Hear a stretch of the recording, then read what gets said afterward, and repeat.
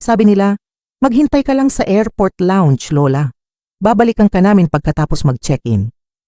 Iyan ang huling sinabi sa akin ng sarili kong anak bago nila ako tuluyang iwan. Hindi ito isang simpleng pagkakamali. Hindi nila ako nakalimutan.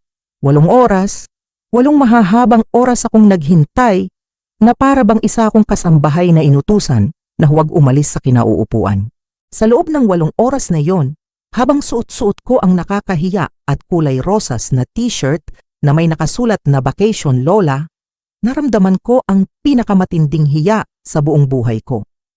Yung hiya na parang sinasampal ka sa harap ng maraming tao. Yung hiya na nanggagaling sa sarili mong pamilya, yung pamilyang binuo mo, yung pamilyang minahal mo, habang pinapanood ko ang ibang mga pamilya na masayang nag-uusap, nagtatawanan, at magkakasamang sumasakay sa kanilang mga eroplano, ako naiwan. Mag-isa. Sa isang upuan na malamig, katabi ng isang halamang maalikabok. Ang bawat anunsyo ng flight na naririnig ko ay parang isang insulto. Bawat minutong lumilipas ay isang patunay na para sa kanila, isa na lang akong bagahe, isang pabigat na mas pinili nilang iwanan kaysa isama. Ang anak kong si Marco, ang nag-iisa kong anak na pinalaki ko ng buong puso, ay hindi man lang lumingon. Ang manugang kong si Cynthia, na tinuring kong parang tunay na anak, ay ngumiti pa sa akin bago sila tumalikod. Isang pekeng ngiti, isang mapagkunwaring ngiti na nagsasabing, maghintay ka diyan, matanda, pero ang ibig sabihin pala ay, diyan ka na lang. Ang pamilyang dapat sana ay magiging kanlungan ko. Sila pa ang nagbigay sa akin ng pinakamasakit na sampal ng katotohanan. Para sa kanila, wala na akong halaga. Isa na lang akong obligasyon. Isang matandang kailangan alagaan, pero sa totoo lang, gusto na nilang mawala. Walang utang na loob. Iyan ang salitang paulit-ulit na tumatakbo sa isip ko. Sa loob ng napakaraming taon, ginampanan ko ang papel ng isang perpektong ilaw ng tahanan. Mula nang pumanaw ang aking asawa, ibinuhos ko ang lahat ng lakas at oras ko sa kanila. Ang bawat sentimo ng aking pensyon, ang bawat piraso ng aking lakas, ay para kay Marco at sa kanyang pamilya. Ako ang nag-aalaga sa mga apo ko kapag sila ay abala sa trabaho. Ako ang nagluluto ng kanilang mga paboritong pagkain tuwing linggo. Ako pa nga ang sumalo sa bayarin ng kanilang bahay noong minsang nagipit sila. Lahat ng sakripisyo, ginawa ko nang walang hinihintay na kapalit. Ang gusto ko lang ay maramdaman na ako ay bahagi pa rin ng kanilang buhay, na ako ay mahalaga pa rin, pero para sa kanila, ako ay parang isang kasangkapan na lang sa bahay, isang anino sa kanilang perpektong buhay. Lagi akong naroon pero hindi nakikita, laging nag-iisa sa gitna ng kanilang kasiyahan. Walang pakialam kung ano ang nararamdaman ko. Walang pakialam kung nasasaktan ba ako sa kanilang mga salita, sa kanilang mga tingin, sa kanilang pananahimik. Ang pag-iwan sa akin sa airport, hindi iyon ang simula. Iyon lang ang katapusan. Iyon ang huling patak na nagpatapon sa baso ng aking pagtitiis. Sa sandaling iyon, sa gitna ng maingay na paliparan, naging malinaw ang lahat. Sa wakas, naintindihan ko na. Sila ang nagdesisyon na ako ay wala ng silbi. Pero may isang bagay silang hindi alam. Isang bagay na hindi nila kailanman inakala. Habang iniisip nila na ako ay isang kawawang matanda na iiyak na lang sa isang sulok, nagkamali sila. Dahil ang matandang ito ay may sariling lihim na yaman. Hindi ito ginto o malaking mana. Ito ay isang maliit na bank account, isang passbook na itinago ko mula pa noong nabubuhay ang aking asawa. Pera na pinag-ipunan ko ng paunti-unti mula sa mga natitira sa aking pensyon. Pera na para sana sa emergency, at sa araw na yon, naintindihan ko, ito na ang emergency. Habang sila ay lumilipad patungo sa kanilang bakasyon, ako ay naglalakad patungo sa ticket counter. Lumabas ako ng airport na dala lang ang aking handbag, pero sa loob nito ay ang aking trump card, ang aking kalayaan. Hindi nila alam na ang lola na itinuring nilang isang pawn sa kanilang laro ay gagawa ng sarili niyang galaw. Ang lola na kanilang binaliwala ay bibili ng sarili niyang tiket papunta sa isang lugar na siya lang ang nakakaalam, papunta sa isang bagong simula. ang kawawang matanda na iniwan nila. Siya ang magiging mangangaso ng sarili niyang kapalaran. Hindi ito kwento tungkol sa paghihiganti. Hindi ako gagastos ng pera para sirain sila. Ang aral na ibibigay ko ay mas malalim pa roon. Gusto nila akong mawala. Gusto nila akong maging tahimik. Gusto nilang kontrolin ang kwento. Ngayon, babawiin ko ang higit pa sa aking kalayaan. Babawiin ko ang aking dangal. Ang dangal na tinapakan nila nung iniwan nila ako na parang isang bagay na walang halaga. Ipapakita ko sa kanila at sa buong mundo na ang isang babae gaano man katanda ay may karapatang tumayo sa sarili niyang mga paa. Na ang pagmamahal sa sarili ay hindi pagiging makasarili at ang katahimikan na matatanggap nila mula sa akin. Ang katahimikang iyon ang magiging pinakamalakas na aral na matututunan nila sa buong buhay nila. Isang aral na ikukwento pa nila sa kanilang mga apo tungkol sa lola na hindi na nila muling nakita. Kung ikaw ay nakaramdam na parang isang estranghero sa sarili mong tahanan, kung naranasan mo na ang sakit ng pagiging binaliwala, i-like at i-share mo ang video na ito dahil ang kwentong ito ay para sa iyo. At huwag kalimutang mag-comment sa ibaba. Kwentuhan mo ako. Saan ka nanonood? Taga Luzon ka ba? Visayas? Mindanao? O isa ka sa ating mga kababayan sa abroad? Halika, samahan ninyo ako sa aking paglalakbay. Pakinggan natin ang kwento ng isang lola na muling natutong lumipad. Sa sandaling iyon, nang sabihin sa akin ng babae sa information desk na nakaalis na ang eroplano, na nakaalis na ang pamilya ko, may inaasahan siguro siyang reaksyon mula sa akin. Siguro ay inakala niyang ako'y iiyak o maghihisterya o marahil ay magmamakaawa na tulungan siyang habulin ang flight na wala na. Pero wala. Wala ni isa man sa mga iyon ang nangyari. Sa halip, isang kakaibang kapayapaan ang bumalot sa aking pagkatao. Isang klase ng kalinawan na parabang biglang humawi ang makapal na ulap sa aking isipan. Walang luha. Walang panginginig ng kamay. Ang tanging naramdaman ko ay isang malamig na katotohanan na gumising sa bawat himay-may ng aking pagkatao. Tapos na. Tapos na ang pagpapanggap. Tapos na ang pagtitiis. Tumangulang ako sa babae, isang tango ng pasasalamat at dahan-dahan akong tumalikod. Hindi ko na kailangang marinig pa ang kanyang mga salita ng pakikiramay. Dahil hindi ito isang trahedya, ito ay isang paglaya. Naglakad ako palayo sa desk na iyon, palayo sa lounge kung saan ako iniwan, at ang bawat hakbang ko ay mas gumaan kaysa sa nauna. Para akong isang ibon na matagal nang nakakulong sa hawla at sa wakas, binuksan ang pinto. Huminto ako sa harap ng malaking departure board. Ang mga pangalan ng iba't ibang lugar ay kumikislap sa aking harapan.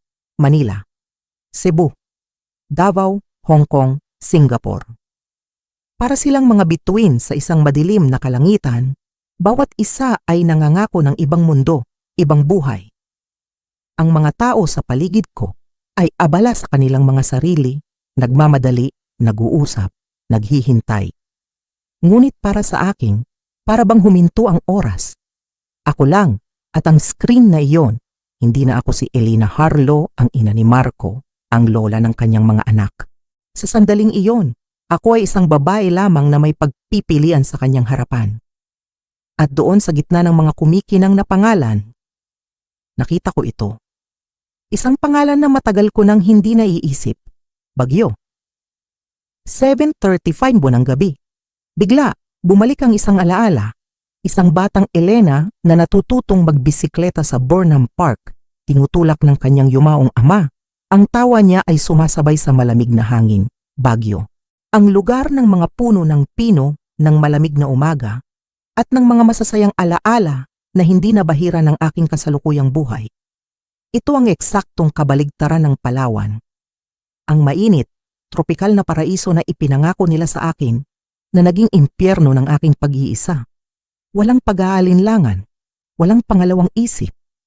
Naglakad ako ng diretso patungo sa ticket counter ng eroplanong iyon. Isang ticket po papuntang Baguio para sa flight mamayang gabi, sabi ko sa babaeng nasa likod ng counter. Ang boses ko ay kalmado at matatag. Nagulat yata siya isang matandang babae na mag-isang bumibili ng tiket sa ganitong oras. "One way lang po, ma'am," tanong niya, medyo nag-aalangan. "Oo, iha," sagot ko ng may ngiti. "One way lang." Inilabas ko ang aking ATM card. Hindi ito ang card na alam ni Marco. Ito ang sarili kong munting sikreto. Ang lihim na yaman na sinabi ko sa inyo. Isang maliit na bank account na pinag-ipunan ko mula sa mga natitira sa aking pensyon sa loob ng maraming taon. Ang aking just in case fund. At ngayon na nga ang just in case.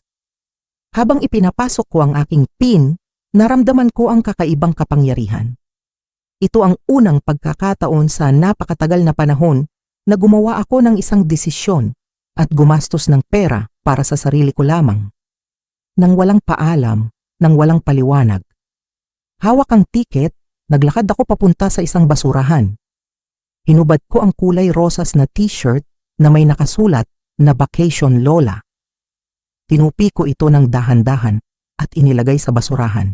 Isang simbolikong pagtatapon, hindi lang ng damit, kundi ng pagkatao na ipinipilit nila sa akin. Pagkatapos inilabas ko ang aking cellphone. Tinitigan ko ang screen. Walang mensahe, walang tawag. Siyempre. Dahan-dahan, pinindot ko ang power button hanggang sa tuluyan nang mamatay ang ilaw nito. Ang katahimikan na sumunod ay parang musika sa aking pandinig. Hindi na ako maghihintay, hindi na ako aasa. Tapos na. Sa pagsakay ko sa eroplano, umupo ako sa tabi ng bintana. Habang dahan-dahang umaangat ang eroplano, pinanood ko ang mga ilaw ng Maynila na unti-unting lumiliit sa ibaba. Ang bawat ilaw ay parang isang alaala, isang obligasyon, isang hinanakit na iniiwan ko na. Ang eroplanong ito ay hindi lang lumilipad palayo sa syudad. Lumilipad ito palayo sa buhay na iyon. Palayo sa pagiging isang anino. Palayo sa sakit. Hindi ako tumatakas. Ako ay lumilipad patungo sa aking sarili. Ang lamig ng hangin ng Baguio ang unang sumalubong sa akin pagbaba ko ng eroplano. Isang lamig na malinis at sariwa na para bang hinuhugasan nito ang lahat ng bigat at alikabok ng Maynila mula sa aking mga balikat. Huminga ako ng malalim. Ang amoy ng mga puno ng pino parang amoy ng isang bagong simula. Mahigit 10 taon na rin mula noong huli akong nakapunta dito. Pero ang pakiramdam ay parang umuuwi ako sa isang lugar na matagal ko nang kinalimutan. Dala ang aking maliit na handbag. Naglakad ako ng marahan palabas ng airport. Hindi ako nagmamadali. Sa kauna-unahang pagkakataon, wala akong hinahabol na oras. Wala akong sinusunod na utos. Ang bawat hakbang ay akin. Pumara ako ng taxi at sinabi ko sa driver ang address ng isang murang motel na nakita ko sa internet bago ako umalis. Tahimik lang ang driver sa buong biyahe. Isang biyaya para sa akin. Ayoko ng tanong. Ayoko ng kwento. Ang gusto ko lang ay ang katahimikan ng gabi. Ang motel ay simple lang pero malinis. Ang hagdanan ay medyo makitid at ang pasilyo ay amoy panlinis at mga lumang kwento. Pumasok ako sa aking kwarto, room 207. Isang kama, isang upuan, isang maliit na banyo. Iyon lang. Ngunit sa gabing iyon, ang simpleng kwartong iyon ay parang isang palasyo para sa akin, isang santuaryo. Naghilamos ako at humiga sa kama, suot pa rin ang aking damit. Sa gabing iyon, nakatulog ako ng mahimbing, walang panaginip. Isang tulog na parang isang mahabang pagpapahinga mula sa isang buhay na puno ng pagod. Kinaumagahan, ginising ako ng sikat ng araw na tumatagos sa manipis na kurtina. Nagtimpla ako ng instant coffee sa maliit na pitzel sa kwarto at umupo sa upuan sa tabi ng bintana. Pinanood ko ang mga taong naglalakad sa labas, mga estudyanteng papasok sa eskwela, mga tindera na nagbubukas ng kanilang mga pwesto. Isang normal na umaga sa isang lugar, kung saan walang nakakakilala sa akin, walang nag-aabang sa akin, at ang pakiramdam ay hindi kalungkutan, ito ay kalayaan. Pagkatapos ng kape, nagpasya akong maglakad-lakad. Ang aking mga binti ay medyo nananakit, ang aking balakang ay kumikirot, pero nagpatuloy ako. Kailangan kong maramdaman ang lupa sa ilalim ng aking mga paa. Kailangan kong patunayan sa sarili ko na kaya kong tumayo mag-isa. Sa isang kanto, may nakita akong isang maliit na panaderya. Pumasok ako. Ang amoy ng bagong lutong pandesal ay pumuno sa aking mga baga. Bumili ako ng ilan at habang inaabot ko ang bayad, ngumiti sa akin ang babaeng nasa counter. "Hindi po kayo taga rito, no nanay?" tanong niya. Ngumiti ako pabalik. "Dati iha, matagal na panahon na." Ngumiti siya. "Kung gayon po, welcome back." Ang simpleng mga salitang iyon, "welcome back," ay parang isang mainit na yakap. Tinanong ko siya kung saan ako makakahanap ng mga anunsyo para sa mga paupahang bahay o kwarto. Itinuro niya ang isang bulletin board na gawa sa cork malapit sa pinto. Pinagmasdan ko ang mga nakapaskil.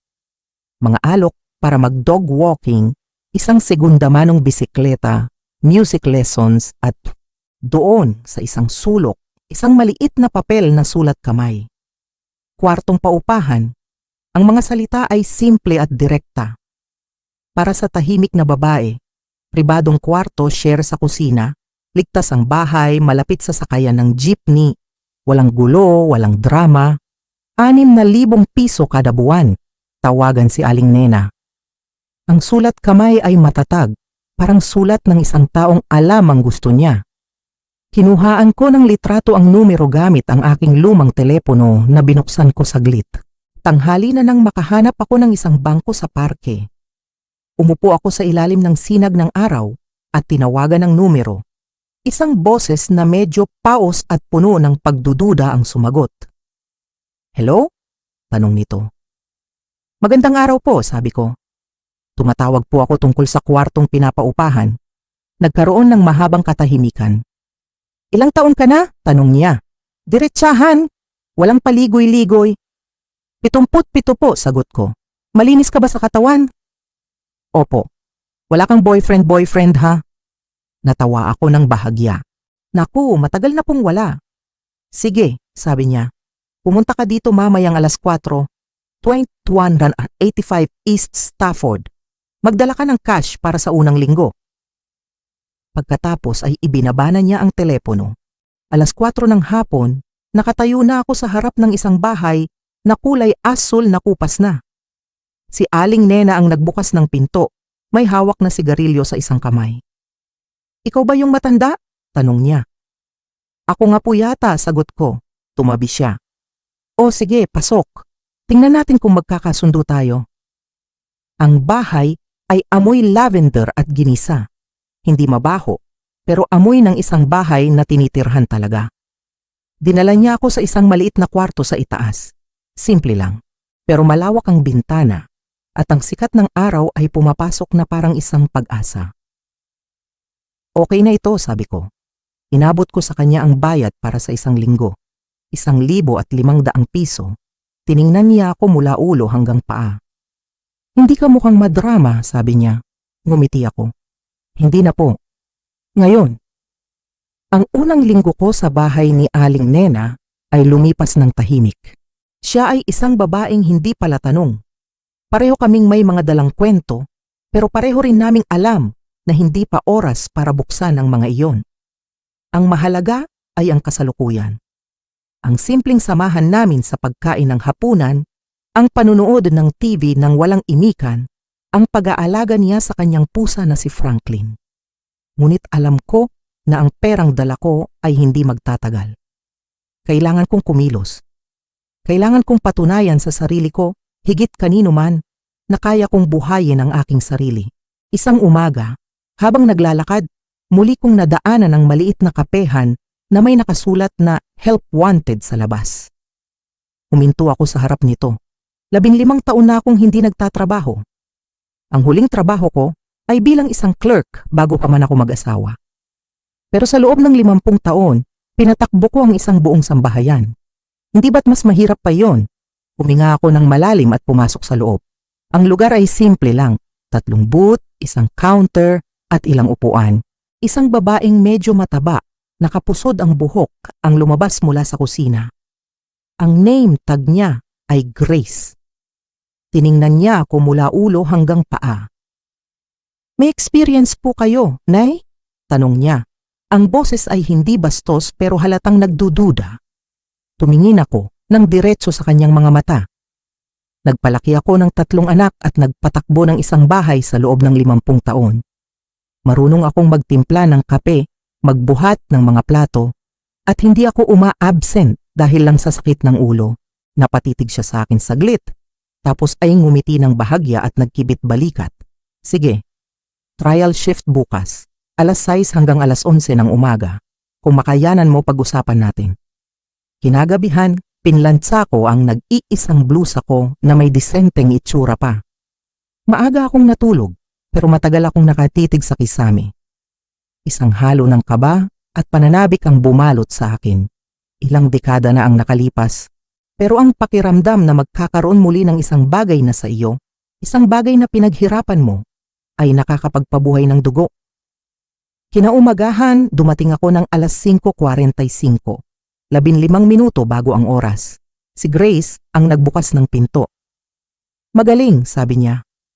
Mas gusto ko ang maagap kaysa sa huli. Ibinigay niya sa akin ang isang apron. Ang umagang iyon ay naging isang blur ng mga order, ng tunog ng mga kubyertos at ng amoy ng kape at sinangag. Nalaman ko na ang aking katawan, kahit 77 na, ay may memorya pa rin. Ang aking mga kamay ay naging mabilis sa pagbuhos ng kape. Ang aking mga paa ay natutong gumalaw ng may ritmo sa maliit na espasyo. Dahan-dahan, pero sigurado.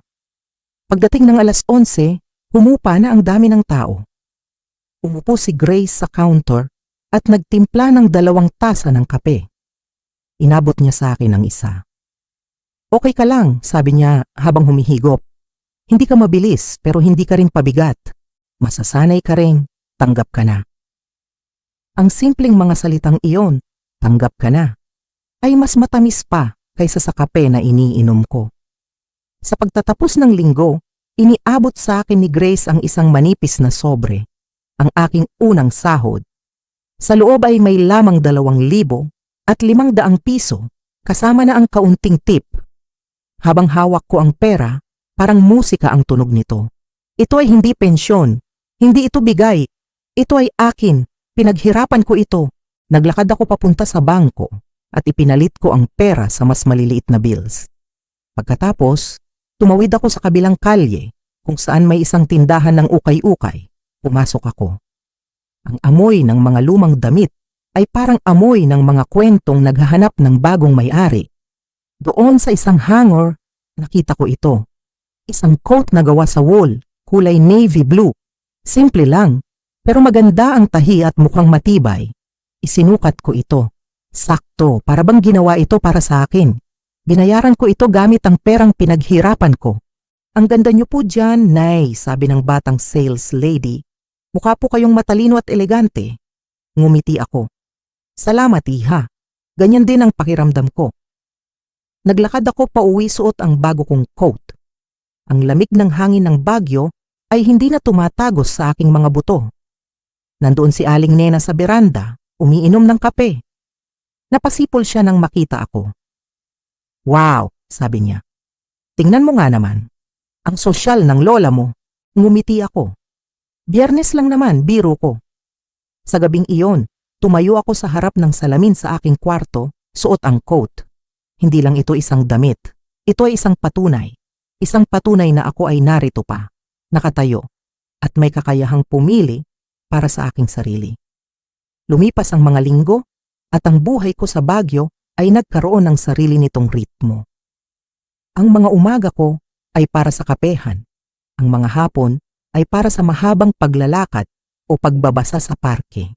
Ang mga gabi ay para sa tahimik na hapunan kasama si Aling Nena. Naging bahagi na rin ng aking umaga si Mang Ben, isang byudo na laging umuupo sa sulok na booth. Hindi siya nang iistorbo, pero ang kanyang presensya ay nagbibigay ng kakaibang kapanatagan. Nag-uusap kami tungkol sa mga ibon, sa panahon, sa mga lumang pelikula, mga simpleng bagay, mga bagay na hindi masakit pag-usapan.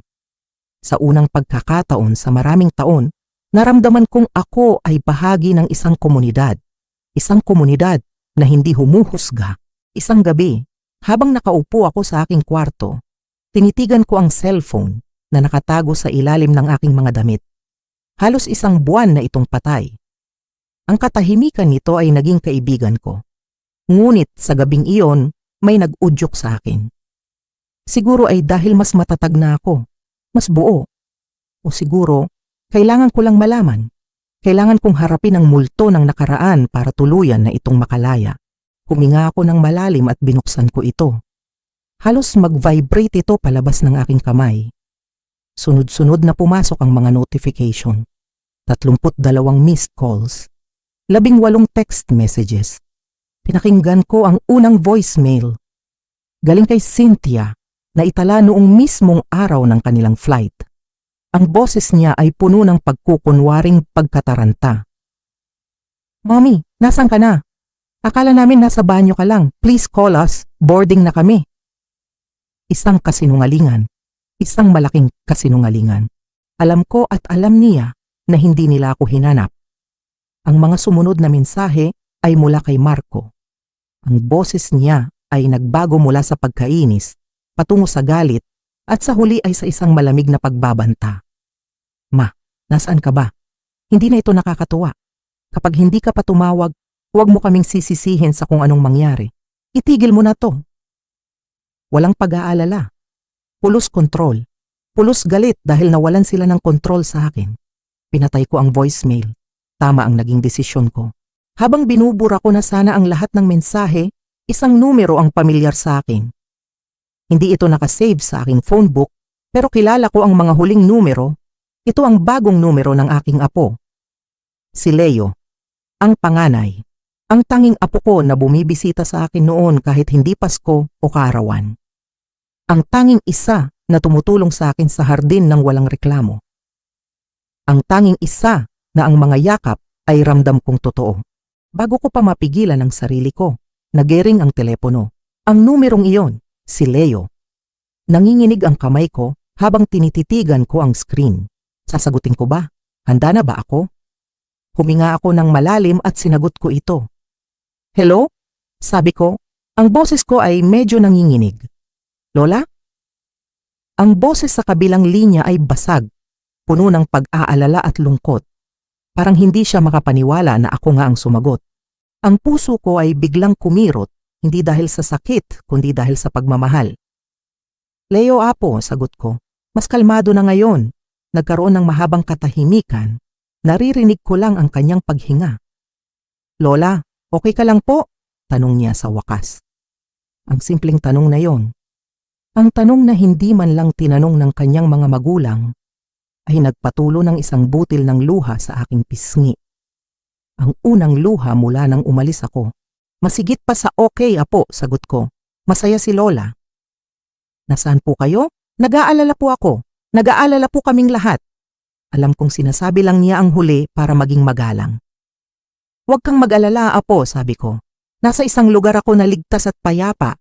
Isang lugar na pinili ko." Hindi niya ako pinilit. Hindi niya ako sinumbatan. Hindi niya ako ginawang kontrabida. Sa halip, ang sinabi niya ay, "Basta po ligtas kayo, Lola." Iyon lang po ang mahalaga. Miss na po kita. Ang mga salitang iyon, miss na po kita, ay nagpawi sa lahat ng galit at hinanakit sa aking puso. Pinalitan ito ng isang malinaw na pag-unawa. Hindi ko kailangang talikuran ng lahat. Kailangan ko lang talikuran ang mga taong nananakit sa akin. Si Leo, siya ay iba. "Miss na rin kita, apo ko," sabi ko. "Lagi mong tatandaan yan." Pagkatapos ng tawag, umupo ako sa gilid ng aking kama. Hindi na ako galit.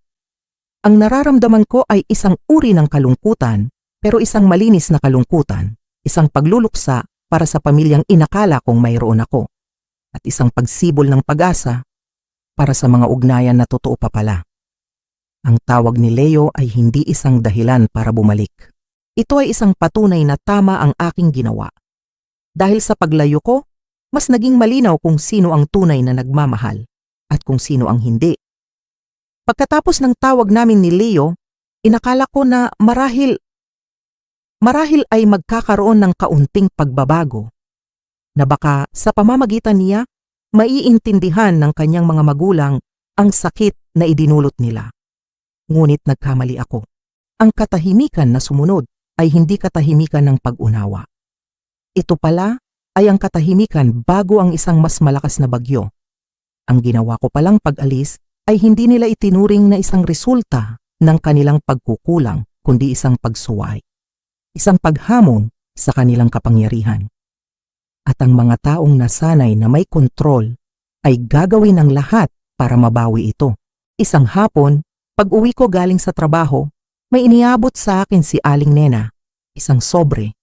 Hindi ito galing sa bill ng kuryente o tubig. Makapal ito at ang address ng nagpadala ay ang address ng dati kong buhay. Ang sulat kamay sa labas ay malinis at formal. Sulat kamay ng aking anak na si Marco. Umupo ako sa kusina at tinitigan ko muna ito ng matagal. Para bang ang sobreng iyon ay may dalang lason na maaaring pumatay sa kapayapaan na unti-unti kong binubuo. Ngunit alam kong kailangan kong harapin ito.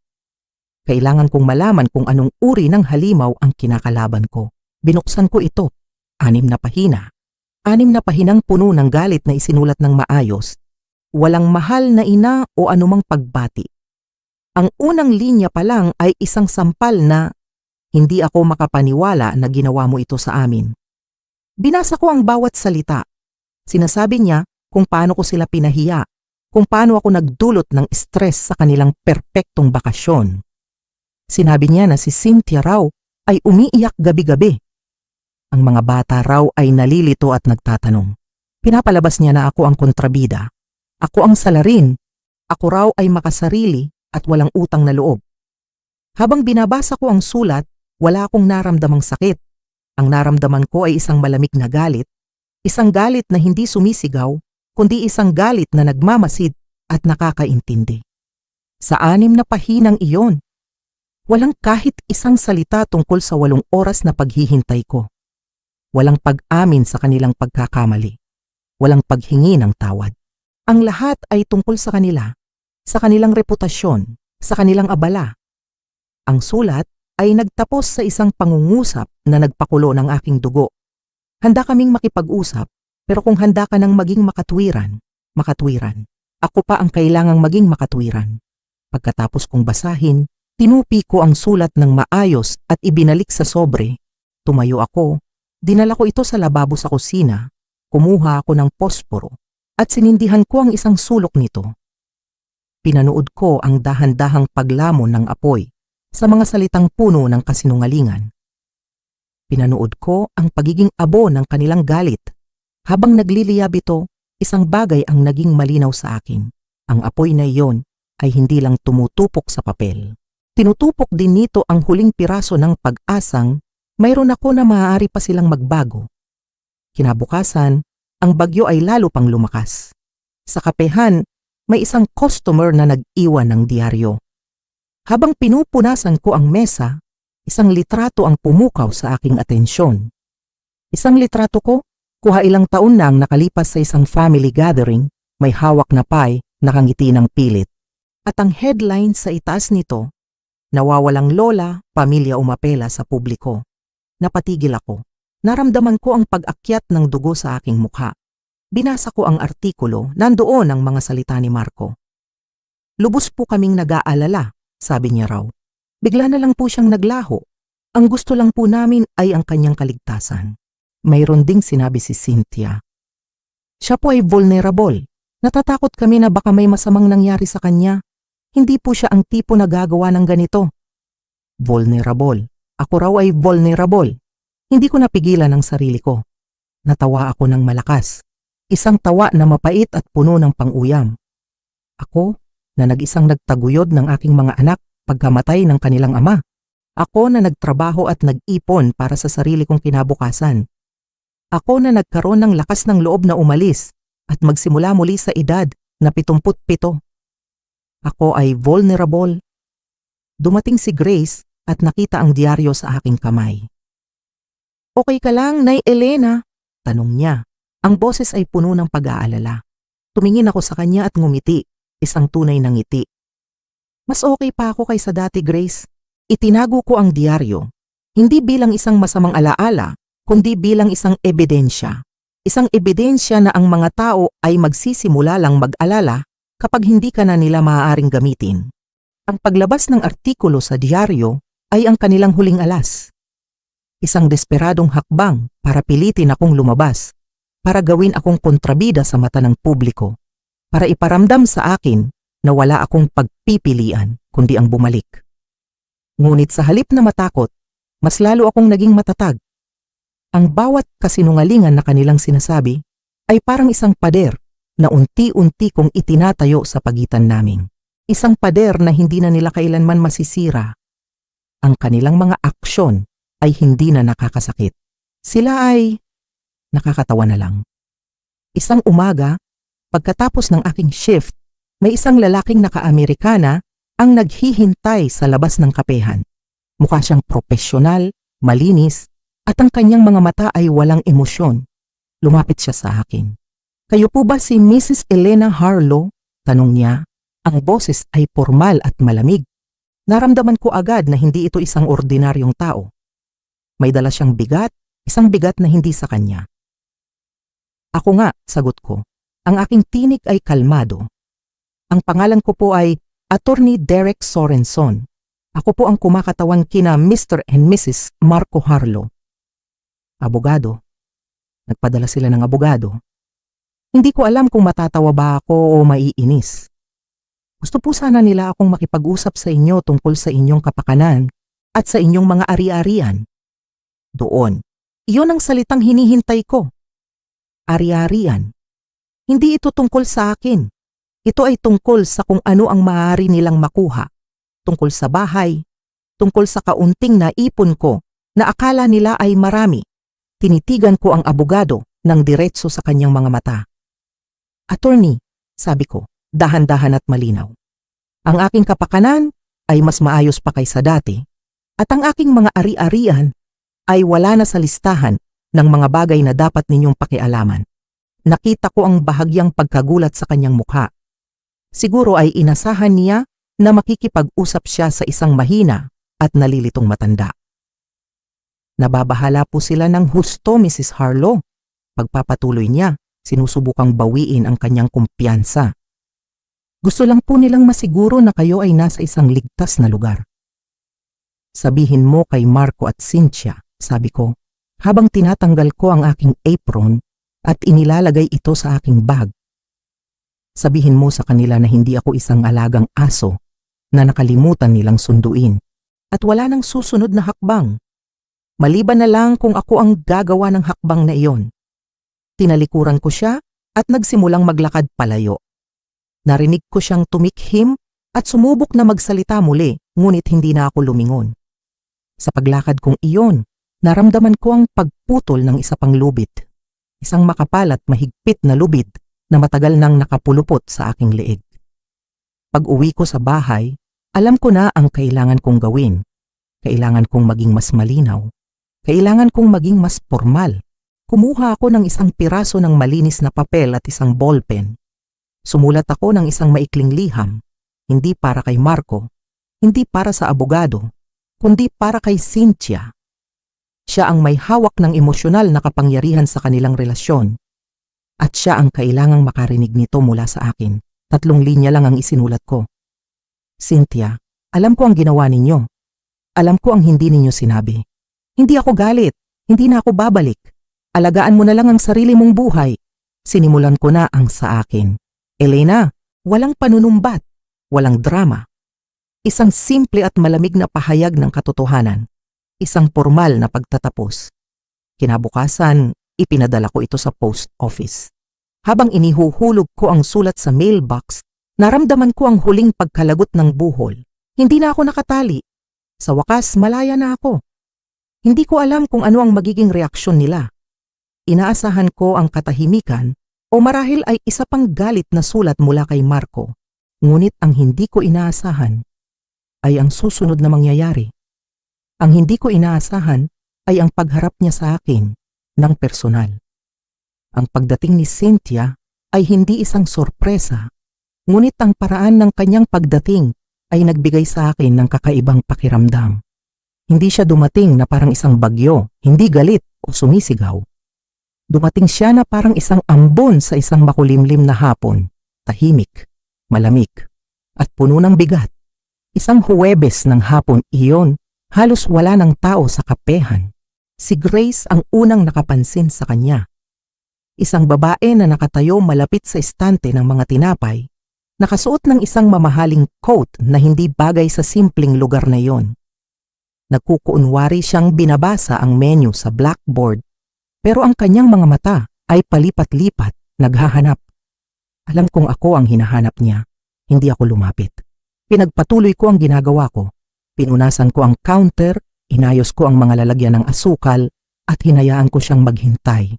Hinayaan kong maramdaman niya ang pakiramdam ng pagiging hindi pinapansin.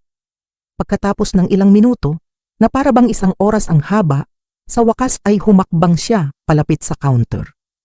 Ang kanyang boses ay mahina, halos isang bulong. Martha! Nagkamali siya ng pangalan o sinadya niya. Ang pangalan ko ay Elena, pero hindi ko siya itinama. Dahan-dahan akong lumingon.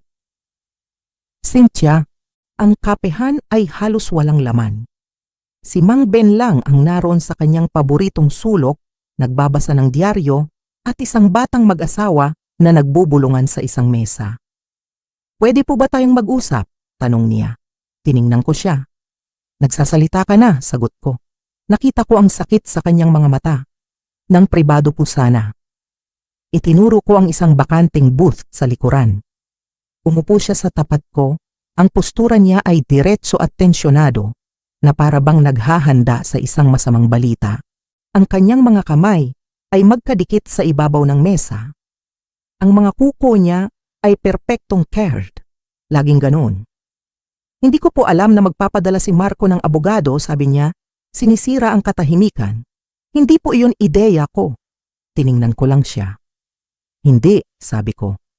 Pero ang pag-iwan sa akin sa airport, ideya ninyo iyon. Nakita ko ang pagbuo ng mga luha sa kanyang mga mata. Hindi ko alam kung totoo ba yon o isa na namang palabas. Hindi ko na siya mabasa. Nagpapanik po kami, sabi niya. Ang boses ay nanginginig. Malapit na ang boarding. Ang mga bata po ay mainit na ang ulo. Akala po talaga namin ay nasa likuran lang namin kayo. Itinaas ko ang isang kilay. Isang kilay lang. Pero sapat na iyon para iparating ang lahat ng gusto kong sabihin. 8 oras, Cynthia. 8 oras. Hindi kayo tumawag. Hindi kayo nag-check. Hindi man lang kayo nagtanong sa kahit sinong staff sa gate. Yumuko siya at tiningnan ang kanyang mga kamay. Ang perpekto niyang mga kamay. Hindi ko po inakala na aalis kayo, sabi niya ng mahina. Tinitigan ko siya ng diretso. Hindi ako umalis. Kayo ang umalis. Ang katahimikan na sumunod ay parang isang lubid na banat sa pagitan namin. Pagkatapos, may kinuha siya sa kanyang purse, isang sobre. Wala po akong hinihingi sa inyo, sabi niya. Pero si Leo po, nahihirapan siya. Miss na miss ka na po niya. Galit na galit si Marco, pero si Leo, iba po siya. Kinuha ko ang sobre. Hindi dahil gusto ko ang laman nito, kundi dahil ayokong ibigay sa kanya ang kasiyahan na makita akong tumanggi. Hindi niya kailangan ng tagapamagitan, sabi ko. Alam niya kung paano tumawag. Tumango si Cynthia. Tumingin siya sa akin, at sa sandaling iyon, nakita ko ang isang bagay na iba. Hindi ang Cynthia na laging nakangiti sa mga party, kundi isang babaeng pagod at maliit. Hindi ko po sinusubukang palitan kayo, sabi niya ng pabulong. Ayoko lang po na anino ninyo ang nasa bawat kwarto. Iyon ang pinakatotohanang salita na narinig ko mula sa kanya sa loob ng maraming taon. Isang pag-amin, hindi ng pagkakamali, kundi ng kanyang sariling kahinaan at inggit. Tumayo ako. Hindi ako ang anino mo, Cynthia, sabi ko. Ang aking boses ay hindi galit, kundi payapa. Ako ang sarili kong tao. At sa wakas, naalala ko na kung paano maging isa. Umalis siya nang hindi man lang ginagalaw ang kapeng in-order niya. Nang gabing iyon, habang nakaupo kami ni Aling Nena sa beranda, kinwento ko sa kanya ang nangyari. Talaga? Sinabi niya yon? Tanong niya. Tumango ako. Anong ginawa mo? Wala. Sinabi niya ang sa kanya. Sinabi ko ang sa akin. Babalik ka ba? Tanong niya. Tumingin ako sa madilim na kalye at umiling. Hindi. Ngumiti si Aling Nena. Paano yung bata, si Leo? Ngumiti ako pabalik. Iba siya, makikita ko. Pero sa aking panahon, nang gabing iyon, binuksan ko ang sobrang iniwan ni Cynthia. Sa loob may isang lumang litrato. Ako, karga-karga si Leo nung bata pa siya sa aming hardin. Pareho kaming tumatawa. At sa likod nito, may isang sulat kamay. Sulat kamay ni Leo, 5 salita lang. Naaalala ko po, lagi kong naaalala. Ang 5 salitang iyon ay sapat na. Sapat na para buuin ang lahat ng basag sa aking puso. Ang mga araw pagkatapos ng pagbisita ni Cynthia ay naging mas magaan. Para bang isang mabigat na ulap ang tuluyan ng humawi at ang sikat ng araw ay mas naging maliwanag. Hindi na ako naghihintay ng anumang tawag o sulat mula sa kanila. Ang paghaharap namin ay ang nagsilbing tuldok sa aming kwento. Ngayon, ang tanging ugnayan na lang na mahalaga mula sa nakaraan ay ang ugnayan ko kay Leo. At ang ugnayang iyon ay kailangan kong alagaan sa sarili kong paraan. Isang araw, nakatanggap ako ng isang maikling text mula sa kanya. Walang drama, walang pilitan. Lola, pupunta po ako ng Baguio. Gusto ko po kayong makita. Ako lang po mag-isa, gusto ko lang pong makipagkwentuhan. Nasa Red Fern Motel po ako sa Maple, room 12. Kung gusto niyo pong tumaan, nandun po ako sa Biyernes at Sabado. Kung hindi po, maiintindihan ko. Leo. Ang text na yon ay isang regalo, isang imbitasyon na walang bigat, walang obligasyon, isang pag-abot ng kamay mula sa isang batang lalaki. Hindi, isang binata na gumagalang sa aking espasyo. Dumating ang Biyernes ng mas mabilis kaysa sa inaasahan ko. Nagbihis ako ng maayos, hindi para sa kanya, kundi para sa aking sarili. Isinuot ko ang aking navy blue na coat, isang malinis na blusa, at naglagay ako ng lipstick na kulay ng tuyong seresa. Hindi ko sinabi kay Aling Nena kung saan ako pupunta. Hindi naman siya nagtanong. Ang Red Fern Motel ay simple lang. Malinis, pero may bakas na ng katandaan. Kumatok ako ng isang beses sa pinto ng room 12. Bumukas ito agad na parabang naghihintay siya na ang kamay ay nasa doorknob na. Mas matangkad siya kaysa sa huli kong pagkikita sa kanya. May kaunting balbas sa kanyang panga at mga anino sa ilalim ng kanyang mga mata. Pero ang parehong kabaitan pa rin ang makikita sa paraan ng kanyang pagtingin sa akin. Hi Lola. Hi Apo. Hindi niya ako niyakap kaagad. Isang kilos ng paggalang na lubos kong pinahalagahan. Umatras siya para bigyan ako ng daan. Ang kwarto ay amoy takeout na pagkain at sabon ng hotel.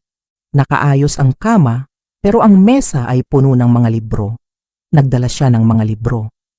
Iyon pa lang ay nagsasabi na ng lahat. Umupo kami. Hindi masyadong magkalapit. Alam naming pareho na kailangan muna namin ng espasyo bago ang init ng paglalapit. Hindi po ako sigurado kung darating kayo, sabi niya. Hindi rin ako sigurado, sagot ko. Tumango siya, nag-usap kami tungkol sa mga maliliit na bagay at sa mga malalaking bagay. Tungkol sa trabaho niya sa isang bookstore, tungkol sa kung paano ko nagustuhan ang Baguio, tungkol sa lasa ng kalayaan kapag walang nanonood. Hindi kami umiyak. Pareho naming pinigilan. Ngunit ang aming paghinga ay mas naging malalim, mas naging payapa. Marami po akong iniisip tungkol sa inyo, Lola, sabi niya. Kayo lang po yung tao na nagparamdam sa akin na sapat na ako, kahit nakaupo lang ako sa tabi ninyo. Sa sandaling iyon, hindi ko na napigilan ang sarili ko. Inabot ko ang kanyang kamay at pinisil ito ng marahan. Dahil ikaw ay laging sapat, Apo, at hanggang ngayon, sapat ka pa rin. Hindi niya tinanong kung babalik pa ba ako. Hindi ko tinanong kung magtatagal ba siya. Alam namin na hindi iyon ang mahalaga. Ang mahalaga ay ang sandaling iyon, ang muling pagkikita. Ang pagpapatunay na ang pagmamahal ay maaaring mabuhay kahit sa gitna ng gulo. Bago ako umalis, iniabutan niya ako ng isang maliit na regalo na nakabalot. Sa loob, isang libro ng mga tula. Ginuhitan ko po yung mga tulang nagpapaalala sa akin sa inyo, sabi niya. Nang gabing iyon, sa liwanag ng aking maliit na lampara, binasa ko ang mga tula isa-isa. Dahan-dahan. Isang linya ang tumatak sa aking puso. May mga babaeng bumabangon, hindi mula sa apoy, kundi mula sa paglimot sa kung sino ang nagsabi sa kanila na hindi nila kaya. At sa gabing iyon, natulog ako na medyo bukas ang bintana. Ang tunog ng hangin ay parang isang pangalawang pagkakataon. Narito ang nilalaman para sa Kabanata 8. Ito ay isinulat ng may pag-iingat upang maging swak sa pandinig, madaling basahin ng AI, TTS, at damang-dama ang kulturang Pilipino. Ang istruktura ay nakadisenyo para sa mahinahong pagkukuwento. Kabanata 10, ang paglaya napakatahimik ng umaga. Dati ang katahimikan ay isang bagay na kinatatakutan ko. Para itong multo na bumubulong na mag-isa na lang ako, na wala nang nagmamahal sa akin at wala nang saysay ang aking paghinga. Pero ngayon iba na ang musika ng katahimikan. Nakaupo ako sa aking paboritong silyang yantok sa maliit na balkonahe. Ramdam ko ang dampi ng hangin sa aking pisngi. Malamig, sariwa. Amoy lupa at amoy ng bagong lutong pandesal mula sa panaderya sa kanto. Huminga ako ng malalim. Isa pa. Napakasarap palang huminga kapag wala ka ng dinadalang bigat sa iyong dibdib. Tiningnan ko ang aking mga kamay. Kulubot na ang balat, puno ng mga ugat na parang mapa ng aking mahabang paglalakbay. Pero hindi na nanginginig ang mga ito sa takot o sa lungkot. Hawak ko ang isang tasa ng mainit na kape. Barako. Matapang tulad ko. Sa loob ng mahabang panahon, inisip ko na ang buhay ko ay natapos na noong umalis ang mga anak ko. Noong iwan nila ako sa bahay na ito na puno ng alikabok at mga alaala. Pero nagkamali ako. Doon pa lang pala nagsisimula ang tunay kong buhay. Tumayo ako at pumasok sa loob. Oras na para magbukas ng tindahan. Hindi naman kalakihan ang aking munting negosyo, isang simpleng estante sa harap ng bahay kung saan nagtitinda ako ng mga kakanin na ako mismo ang nagluto at ilang gulay na pinitas ko sa aking bakuran. Ito ang nagbibigay sa akin ng dignidad. Hindi ko kailangang manlimos. Hindi ko kailangang maghintay ng padala na baka dumating o baka hindi. Binuksan ko ang aking maliit na kaha, isang lata ng biskwit na ginawa kong alkansya. Binilang ko ang kinita ko kahapon, 100, 200, 350 piso. Maaaring maliit ito para sa iba. Baka pangkape lang ito sa mga mamahaling kapihan sa Maynila. Pero para sa akin, ang 350 piso ay simbolo ng aking kalayaan. Akin ito, pinaghihirapan ko ito. At kaya kong bilhin ang gusto ko nang hindi humihingi ng permiso kahit kanino. Habang nag-aayos ako ng mga paninda, natanaw ko si Aling Nena na naglalakad papalapit. Nakasuot siya ng kanyang paboritong duster na bulaklaking at may bitbit na bayong. Si Aling Nena ang isa sa mga dahilan kung bakit hindi ako naging miserable. Siya ang klase ng kaibigan na hindi kailangan ng maraming salita para maintindihan ka. Kumaway siya sa akin at ngumiti. Ang ngiti niya ay parang sinag ng araw na tumatago sa ulap. Lumapit siya at inilapag ang bayong sa bangko. Ang sabi niya sa akin, dumaan lang daw siya para ibigay ang sukli sa pinabili kong gamot kahapon. Pero alam ko at alam din niya na hindi lang iyon ang dahilan. Gusto lang naming magkwentuhan. Gusto lang naming maramdaman na may karamay kami. Nagtimpla ako ng kape para sa kanya. Naupo kami at pinanood ang pagdaan ng mga tricycle. Naalala ko noong una kaming magkakilala. Pareho kaming may lungkot sa mata noon. Pareho kaming naghahanap ng sagot kung bakit tila nakalimutan na kami ng mundo. Pero sa paglipas ng mga buwan, natuto kaming tumawa ulit. Hindi iyong tawang pilit, kundi iyong tawang nanggagaling sa tiyan, iyong tawang nakakatanggal ng pagod. Si Mang Ben naman, ang driver ng tricycle na laging nakaparada sa kanto, ay dumaan at bumusina. Itinaas niya ang kanyang sombrero bilang pagbati. Si Mang Ben, kahit simple lang ang buhay at minsan ay hirap din sa budget, ay laging handang tumulong. Nung nasira ang gripo ko sa likod, siya ang nag-ayos. Walang bayad, ang sabi niya. Basta ipagtabi ko lang daw siya ng biko, ayos na. Ito ang pamilyang pinili ko. O mas tamang sabihin, ito ang pamilyang ibinigay sa akin ng tadhana nung akala ko ay wala na akong pamilya. Hindi kami magkadugo. Pero ang koneksyon namin ay mas matibay pa sa semento. Nang makaalis na si Aling Nena, bumalik ako sa loob ng bahay. Kinuha ko ang isang lumang kwaderno mula sa ilalim ng aking unan. Ito ang araw. Ito ang araw na ipinangako ko sa sarili ko. Isusulat ko ang huling liham. Hindi ito liham para sa mga anak ko. Hindi ito liham para sa asawa kong pumanaw na. Hindi rin ito para sa gobyerno o sa simbahan. Ang liham na ito ay para sa akin, para kay Elena. Umupo ako sa mesa, kinuha ko ang aking ballpen.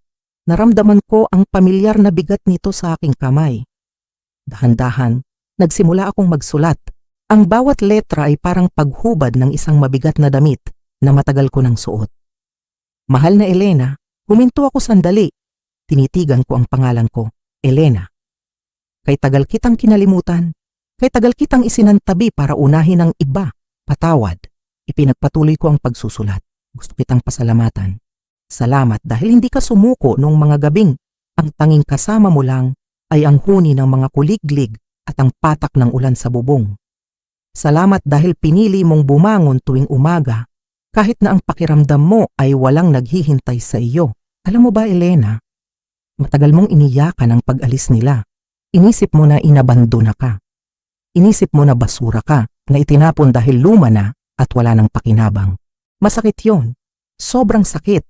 Parang tinutusok ang puso mo gabi-gabi.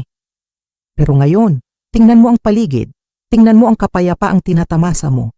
Napagtanto ko na ang isang napakahalagang bagay, diniinan ko ang pagsulat sa susunod na mga salita. Gusto kong tumatak ito sa papel. Gusto kong tumatak ito sa kaluluwa ko. Hindi ka inabandona, hindi, pinalaya ka. Binasa ko itong muli sa aking isipan. Pinalaya ka. Pinalaya ka mula sa obligasyon na pasayahin ang mga taong hindi marunong makita ang halaga mo. Pinalaya ka mula sa paghihintay sa wala. Pinalaya ka para mahanap mo ang sarili mo ulit. Ang Diyos ay may kakaibang paraan ng pagbibigay ng regalo. Minsan, ang regalo ay nakabalot sa masakit na papel. Pero kapag nabuksan mo na, makikita mo na ang laman pala nito ay kalayaan. Tumulo ang luha sa aking mata. Pero hindi ito luha ng lungkot. Ito ay luha ng ginhawa. Para itong ulan na humuhugas sa kalsada pagkatapos ng mahabang tag-init. Kaya Elena, tanggapin mo ito. Yakapin mo ang buhay mo ngayon. Mayroon kang kaibigan. Mayroon kang pagkain sa mesa na galing sa sarili mong pawis. Mayroon kang bubong na sumisilong sa iyo.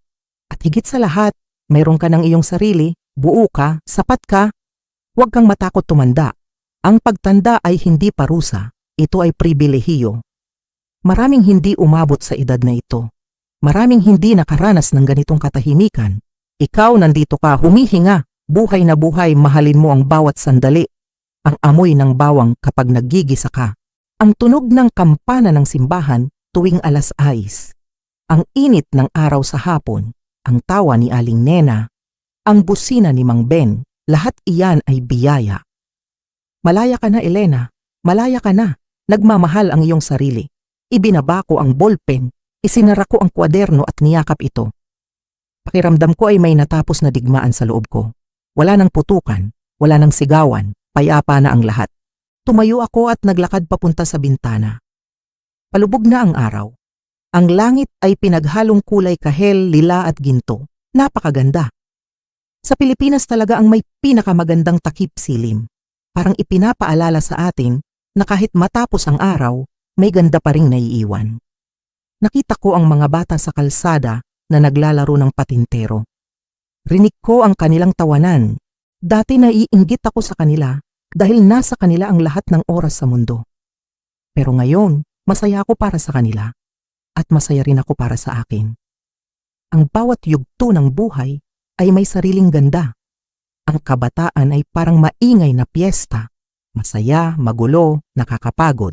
Ang pagtanda naman ay parang pahinga sa duyan sa ilalim ng puno ng mangga, tahimik, presko. At may panahon ka para namnamin ang bawat ihip ng hangin. Gusto kong sabihin ito sa lahat ng mga katulad ko, sa mga lolo at lola na nakikinig ngayon, sa mga magulang na naramdaman na parang naiiwan na sila ng panahon, sa mga nakadungaw sa bintana at naghihintay ng bisita na hindi dumarating. Makinig kayo sa akin. Hindi pa tapos ang kwento nyo.